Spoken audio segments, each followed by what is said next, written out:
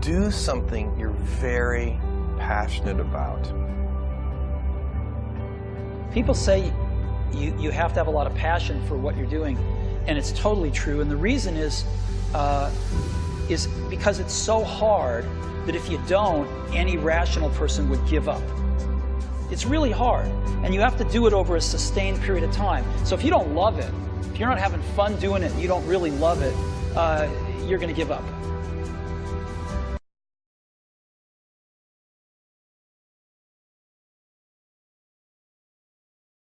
Then I have a rich father, not from, well-educated. I said I tried 3 times for university, all failed.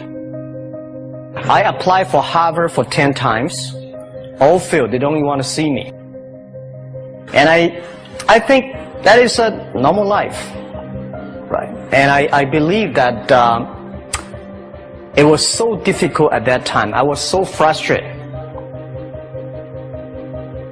But I believe that something is waiting for me there. And I have to work hard to prove myself. So that was the tough experience. Nobody believed that I could be successful, because everybody say, well, this guy think differently, think crazily, they think about something never work. That is the history. That's the thing. And now after 16 years, we have an Alibaba group, we have a Tmall group, we have a Taobao group, we have Alipay. And people say, how you make it? Why this make it? Why people cannot find opportunities, you can find opportunities. And I think people, same here today. Jack, where is the opportunity? I don't have a job. I don't have this, I don't have that. And then when you think about this, start to do it. I saw a lot of people, young people, have fantastic ideas every evening. But in the morning, they go to the office again. Make the move. Make the action. To everybody, to any person, tomorrow is new. Well, I said, if something, everybody believe it, everybody love it, forget about it. That's not your opportunity. Because when everybody agrees, why this opportunity should be yours? Because a lot of people don't agree with it. And you think this is good. Think carefully and find a group of people working together. And making sure the people working with you together believe the dreams.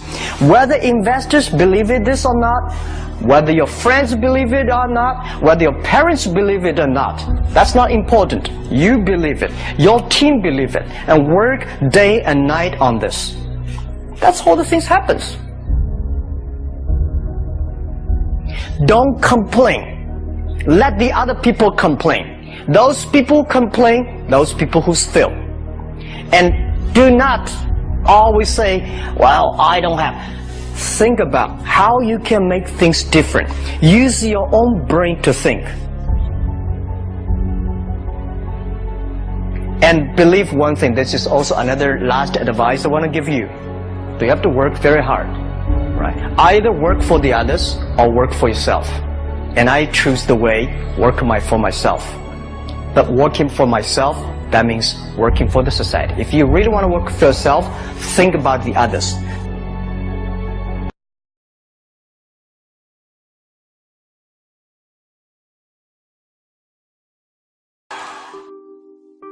Particularly if you're starting a company, you need to work super hard.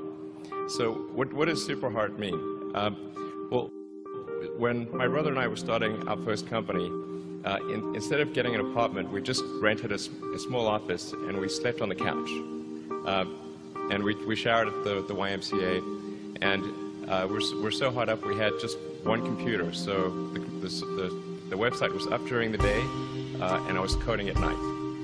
7 days a week, all the time. Work hard, like, I mean, every waking hour. That's the thing I would say, particularly if you're starting a company. And I mean, if you do simple math, you say like, okay, if somebody else is working 50 hours and you're working 100, you'll get twice as much done in the course of a year as the other company. If you're creating a company or if you're joining a company, the most important thing is to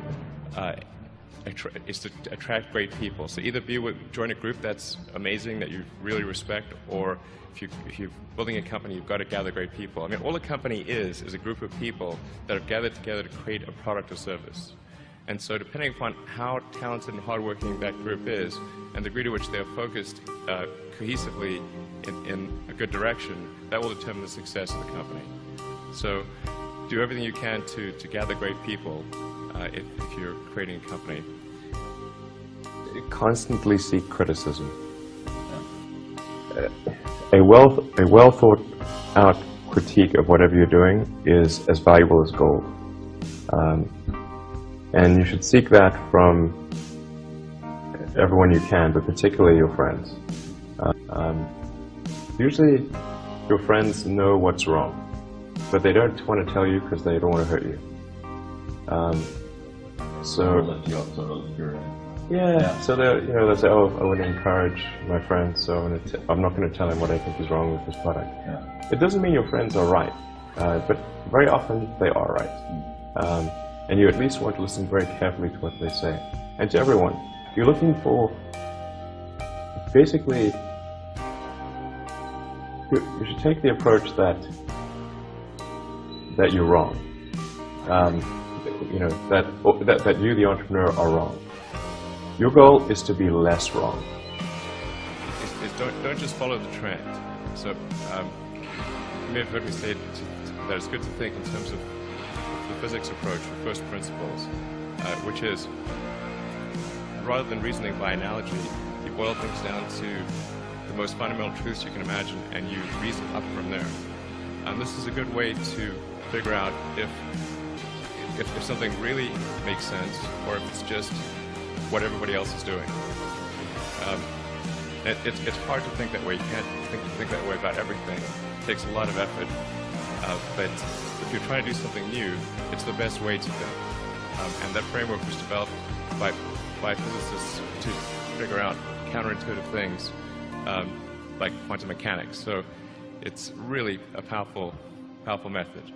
And then I think that the final thing I would encourage you to do is, now is the time to take risk.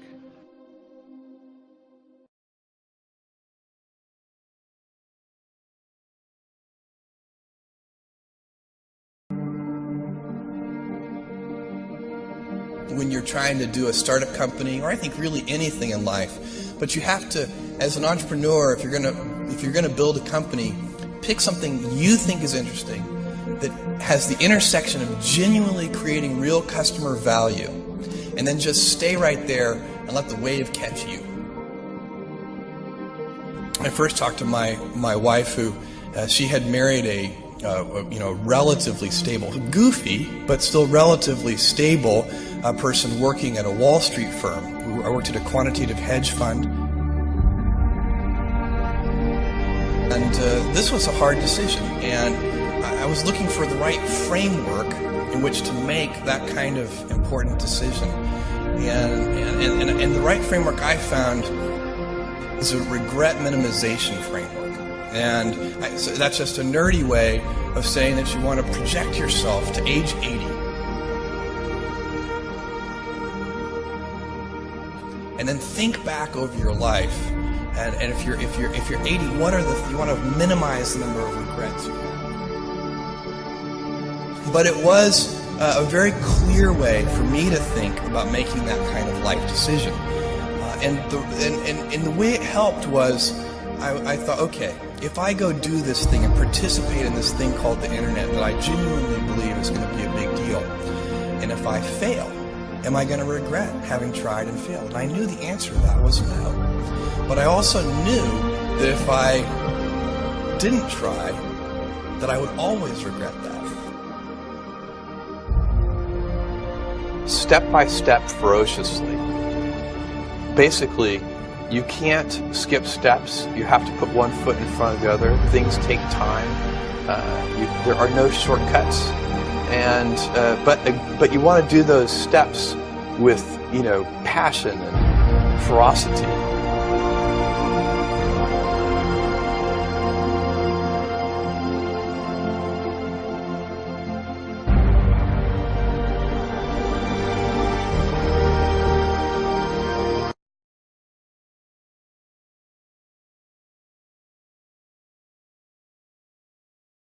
You know, the reality is you'll have to start small.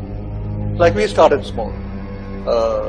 And you must have a very clear understanding of why you want to do it and what focus you want to build. And the focus you want to build in terms of starting an organization is something which must be deeply passionate inside. Because you're going to go through ups and downs. In many cases you're going to fail. Certainly in parts of your journey you're going to have major failures. So unless you have a very clear commitment to the focus which you build in terms of what you want to build successfully, and have the flexibility to change that focus because you've not judged the market properly. Markets don't run after you. You have to run after what the market demand is, what the market demand you can create. But you have to be persistent and you have to be prepared to make sacrifices. So you will have to make sacrifices, and some very major sacrifices, and most of them will be financial sacrifices, because you won't get cash flows the way you hope to get them, unless you have a brilliant, genius idea. Integrity is practice, leadership is practice, innovation is practice, it's all practice. You've got to figure out what you want your company to be and what you consider as non-compromisable, not negotiable. And just set those out and keep them as simple as possible and keep them as few as possible and practice them. And practice them every day, every hour, every minute, and have zero exception to them.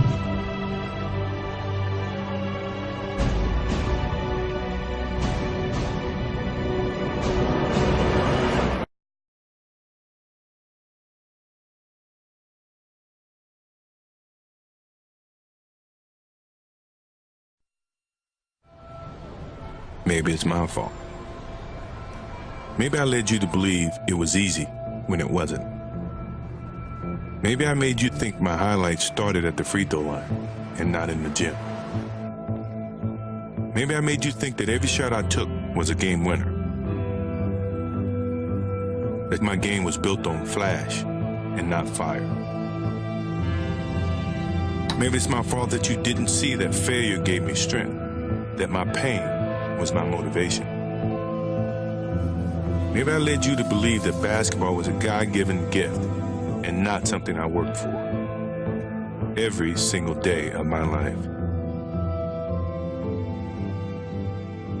Maybe I destroyed the game. Or maybe you're just making excuses.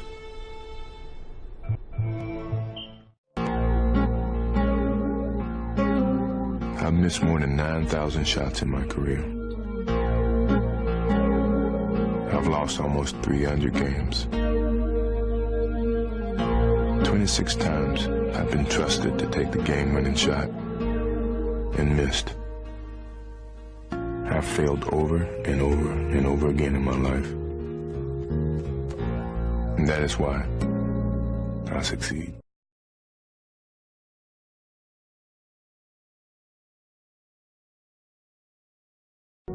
I don't regard what I do as the most important thing in the world at all, but it's right for me. I mean, I happen to be wired in a certain way that what I do works.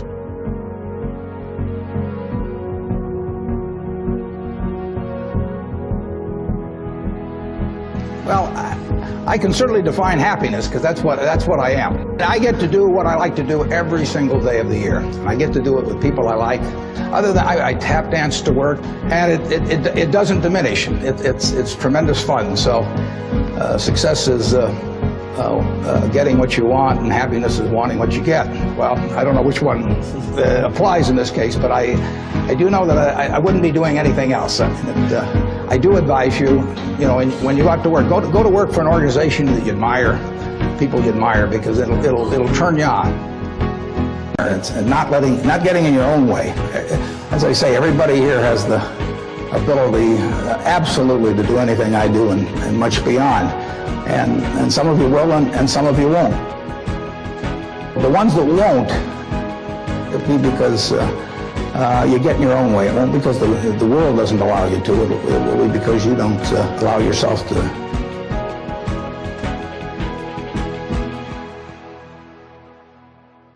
It's not necessary to have huge amounts of money in order to enjoy yourself. I enjoyed myself when I had my $10,000, and I live in the same house that I lived in when I was making it. When I had about that, I bought it 41 years ago. I liked the house then. I like the house now.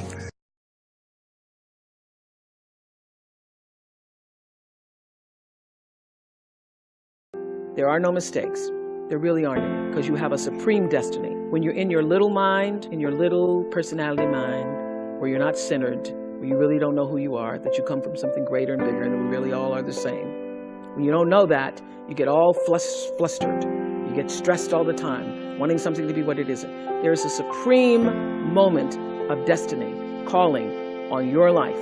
Your job is to feel that, to hear that, to know that. And sometimes when you're not listening, you get taken off track.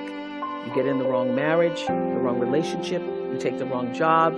Yeah, but it's all leading to the same path. There are no wrong paths. There are none. There's no such thing as failure, really, because failure is just that thing trying to move you in another direction. So you get as much from your losses as you do from your victories, because the losses are there to wake you up.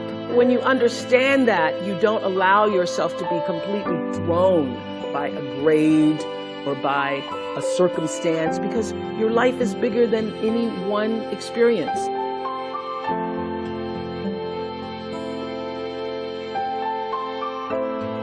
What would you say to your younger self? Every person says in one form or another, I would have said, relax. Relax. It's going to be okay. It really is going to be okay. Because even if you're on a detour right now, and that's how you know when you're not at ease with yourself. That is the cue that you need to be moving in another direction. Don't let yourself get all thrown off, continue to be thrown off course. When you're feeling off course, that's the key. How do I turn around? So when everybody was talking about, when I started this network, if I had only known, good Lord, how difficult it would be. The way through the challenge is to get still and ask yourself, what is the next right move? Not think about, oh, I got all of this to do.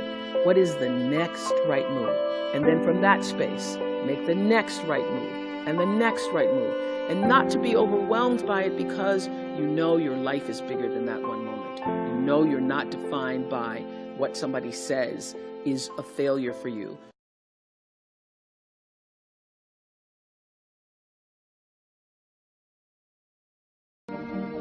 The primary job of a leader is bringing about change or bringing about transformation.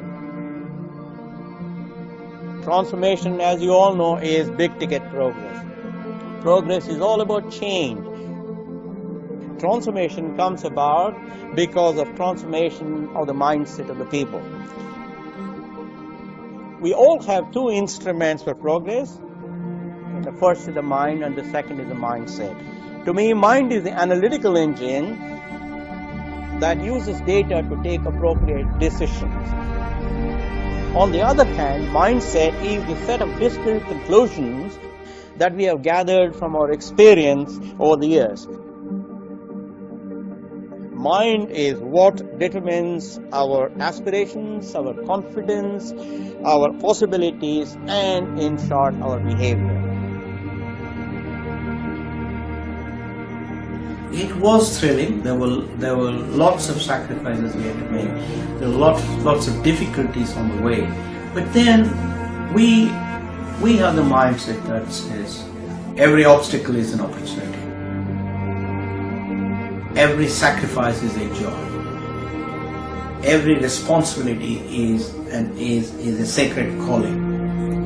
So as people who have understood those, I think while at one level it is a lot of hard work, it is some sacrifice and some deferred gratification. Trust is the currency that reduces the cost of transactions in a society. So if you want to succeed, then you have to create trust with the society. If you don't create trust with the society, then there is no hope for that corporation to grow.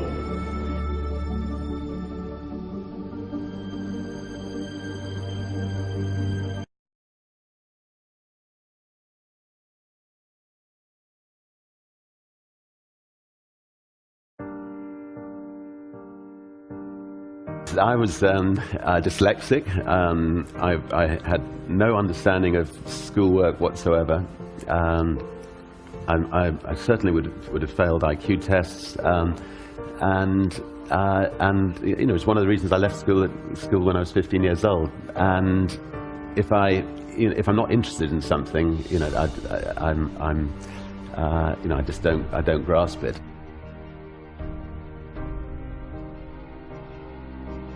I mean, there's the story about your mother allegedly dumping you in a field at aged 4 and saying, "Okay, walk home." And did this really happen? I mean, she was, you know, she felt that we needed to stand on our own 2 feet from an early age. So she did things to us which now she'd be arrested for. So, yeah, such as, you know, pushing us out of the car and telling us to find our own way to Granny's about 5 miles before we actually got there, and making us go on, you know, wonderful long bike rides, and we're never allowed to watch television. I just love learning, and I'm incredibly inquisitive, and I love taking on the status quo and trying to turn it upside down. So I've seen life as one long learning process, and if I see, if I fly on somebody else's airline and find the experience is not a pleasant one, which it wasn't 21 years ago, then I think, well, maybe I can create the kind of airline that I'd like to fly on, and so got one sort of second-hand 747 from Boeing and gave it a go. Well, I think that there's a very thin dividing line between success and failure. We were being attacked by British Airways. They were trying to put our airline out of business, and they launched what's become known as the Dirty Tricks campaign. And I realised that the whole empire was likely to come crashing down unless I chipped in a chip. And in order to protect the jobs of the people who work for the airline and protect the jobs of the people who work for the record company, I had to sell the family jewelry to protect the airline. As it turned out, it proved to be the right move, but it was sad at the time, but we moved on.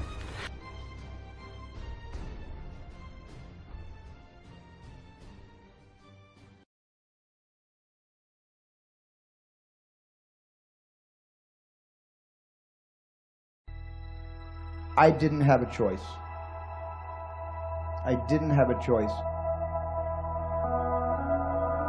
When you have a dream, and the dream isn't something you dream and then it happens, the dream is something you never knew was going to come into your life. Dreams always come from behind you, not right between your eyes. It sneaks up on you. But when you have a dream, it doesn't often come at you screaming in your face. This is who you are. This is what you must be for the rest of your life. Sometimes a dream almost whispers. And I've always said to my kids,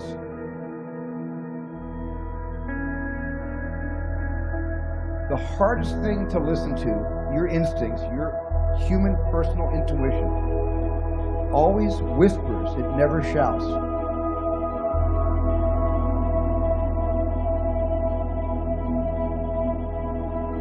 Very hard to hear.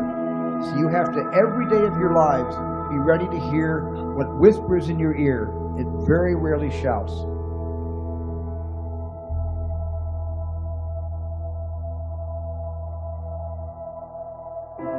And if you can listen to the whisper, and if it tickles your heart, and it's something you think you want to do for the rest of your life,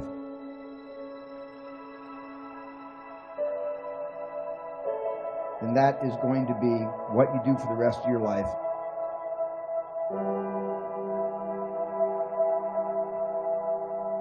I didn't have a choice. I didn't have a choice. I dream for a living.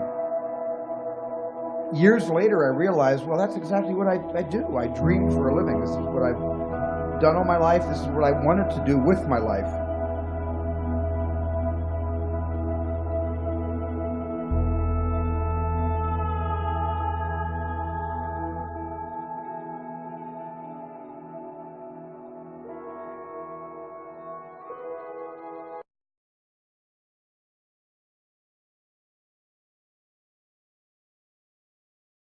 I think most people in their careers have moments of disillusionment or a sense that they don't know where they're going.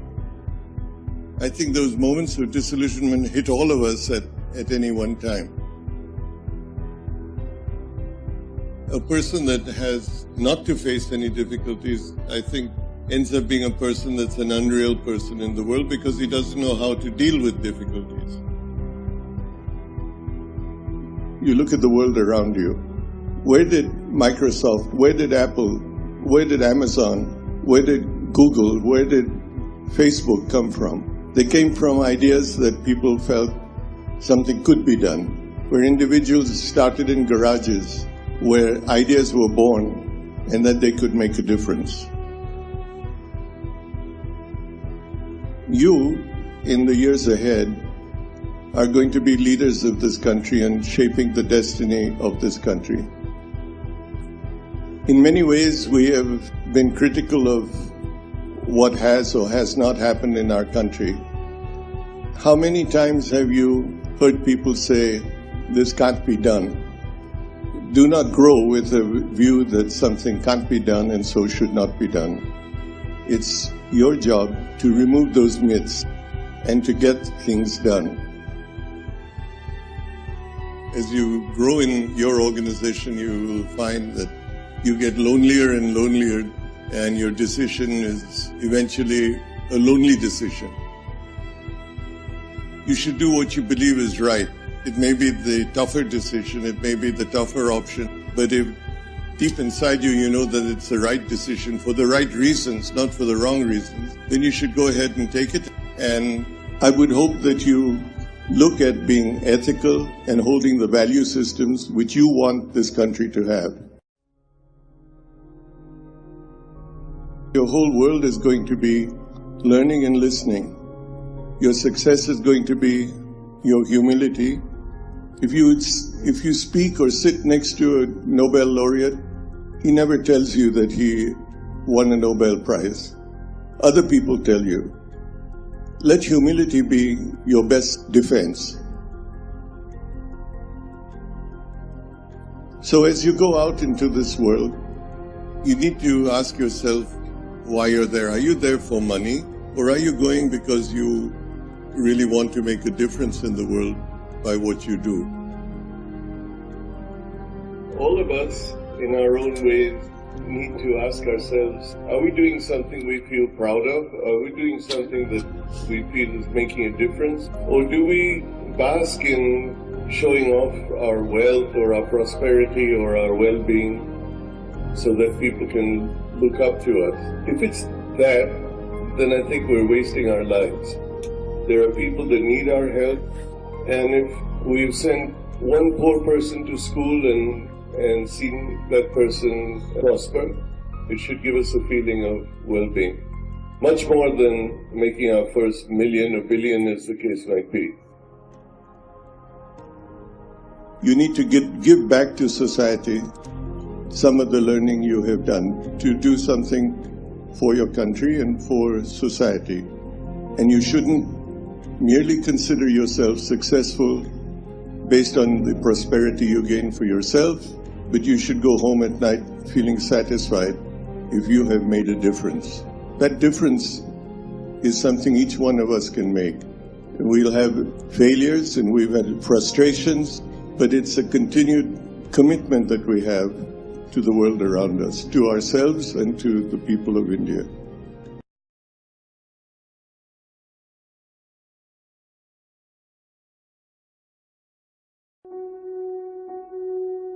One of the great things about India is this tremendous interest in education. People talk about it all the time. Most parents aspire for this for their children. And so I think it's a great foundation we have as a country. You know, in my experience growing up here, I think there's a lot of emphasis on spending time on the books and learning things academically. I think there's a lot of pressure to follow set lanes throughout your career. You know, you're in high school, you're thinking about college. A lot of times when I was younger, you know, people would say, you know, this person didn't get into this college or something, and that's the end of the road. I mean, life is so different from that. I get surprised people start preparing for IIT in their 8th grades. That's a bit shocking to me. You know, I get very surprised people come to IITs and immediately they are thinking about IIMs and so on. The US, for example, most students don't choose their majors till their final year. So people explore different things and find what they're really passionate about. The way I dealt with these things was try and feel what I really enjoy doing and pursue that. I would do what feels something like you like spending time on. I would use that as a yardstick and not feel the pressure to do what others are telling you to do. I've always wanted to work on computing, build computing products.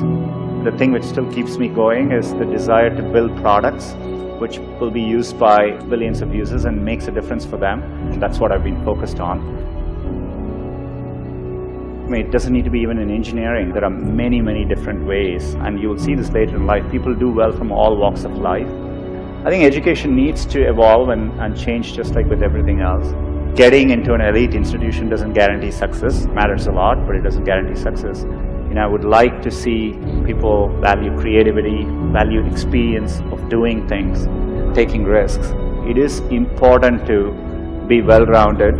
I would encourage people to try different things, take some risks, follow their passions a little bit more, enjoy what you're doing. And what matters most is loving what you're doing and trying to do well at it. So I think if you follow your heart and do what you like, you will always do much better. It's worthwhile taking risks and trying to do something you're really excited by. And if the first attempt you don't do it, you know, you can try again, and you know, things tend to work out in the long run. If you work on really difficult things, you're better off because you have no competition. Others aren't working on that difficult a problem. Even if you fail, you end up doing something great in the process. You want to aim high enough that you fail a few times. I think that's the natural part of the process. Setbacks actually don't matter. In Silicon Valley, part of the reason so many people start up a company is, you know, starting up a company and even having failed, you know, you can wear it like a badge of honor. And I think that's important. Culturally, risk is rewarded. So I think it's important to keep your hopes, keep your dreams, and try to follow them. Most of how life plays out is up to you, not up to what happens outside of you. And I think it's important to keep that in mind and take the long-term view. Some point in your life, you have to work with people where you feel a bit insecure, because that means you're working with people who are better than you and who are pushing you. If you actually feel very secure in what you do, it means you're doing something comfortable and you're not pushing yourself. There are many, many times I've felt working with people in a group, am I doing enough? These people seem much better than me, and I think it's an inherent part of learning. And as a leader, you know, I think it's really important to build organizations where people actually want to work together and, you know, trusting them to doing the right thing. And as a leader, it's less about trying to be successful and more about to make those people successful.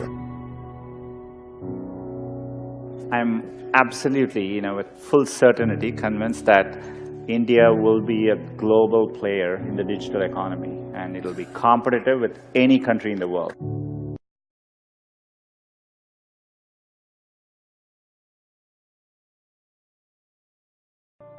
Over 20 years ago, I coined the expression, think big, and it's been a part of my life ever since. It's also come true. I became an even bigger success after I said it than I was before. And that's one reason I think it's an important way to think. It obviously works, and that's what I'm going to talk about today.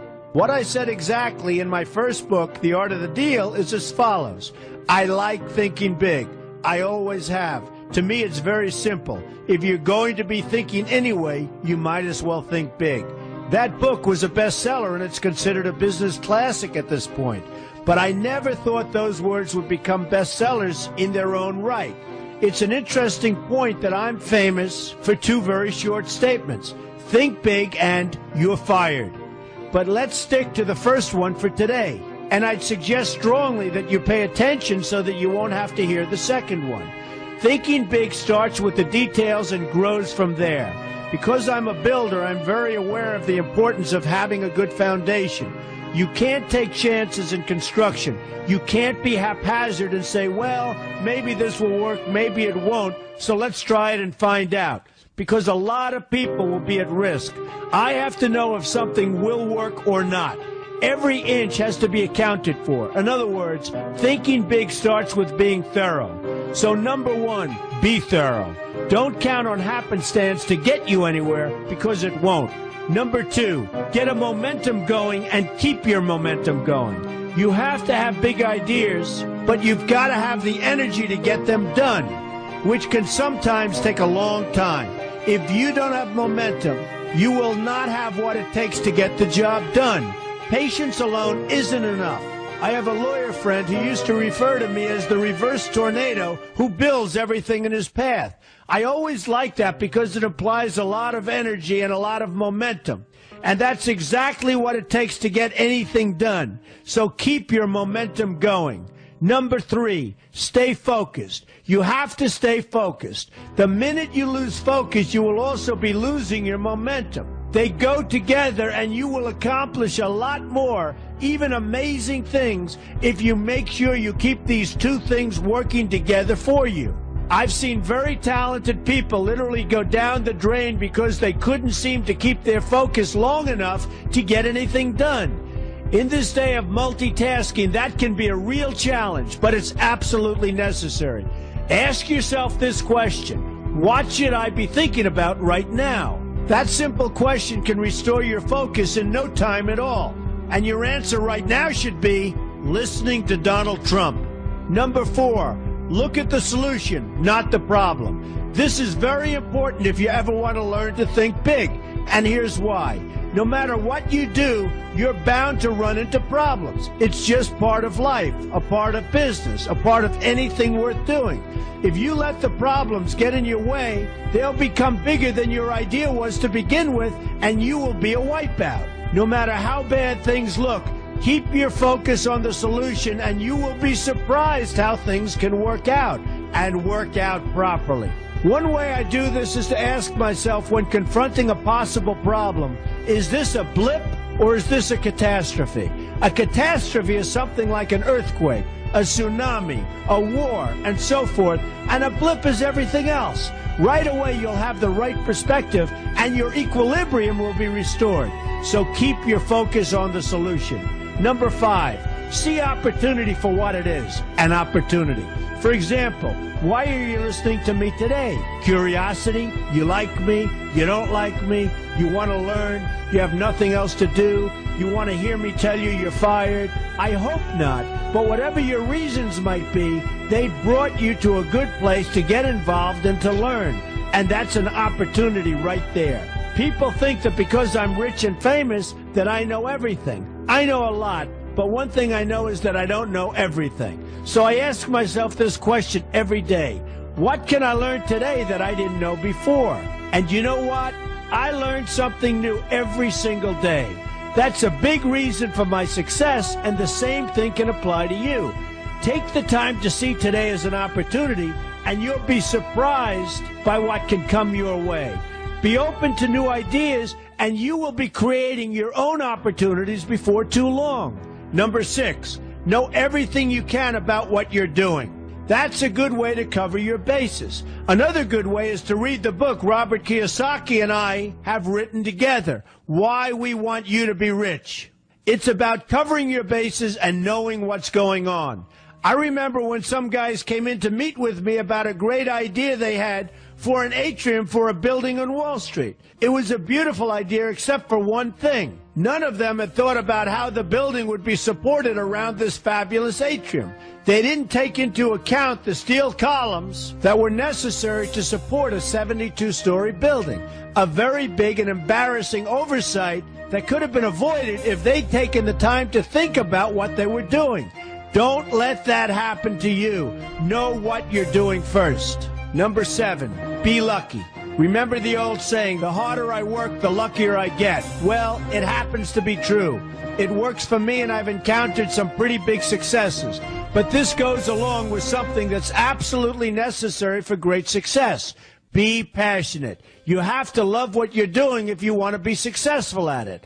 My father told me that it's absolutely true. I might work 7 days a week, but it doesn't seem like work to me because I love what I'm doing. If you don't like what you're doing, find something else to do, or do it part-time until you can find something full-time. You will never be successful, happy, or healthy unless you're doing what you love to do.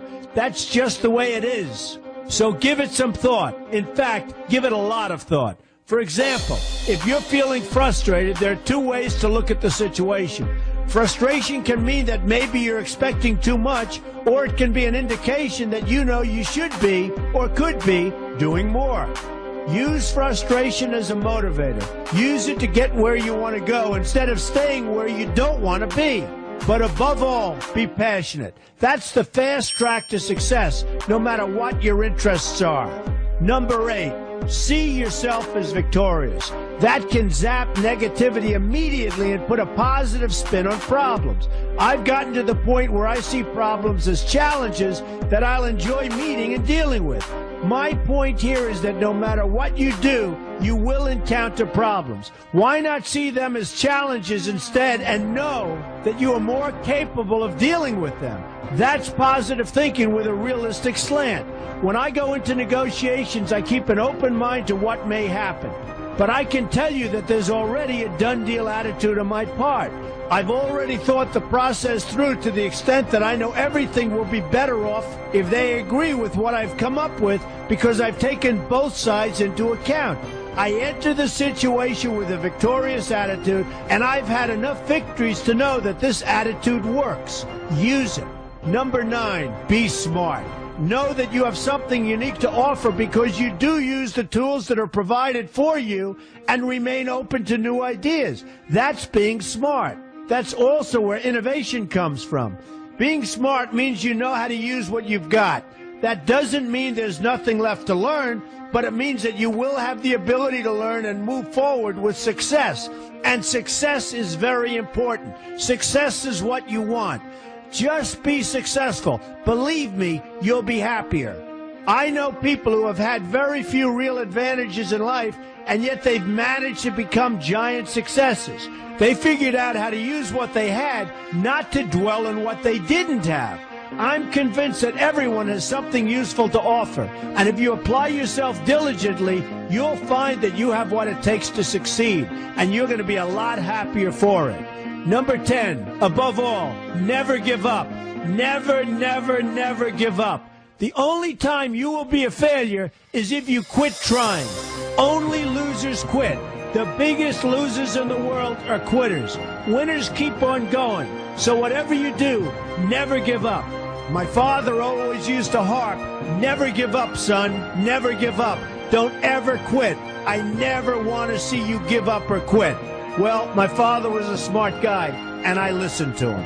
And remember, think big. To give up. Never give up. The challenge is to hold on. And if you hold on tenaciously, I say the universe is on your side.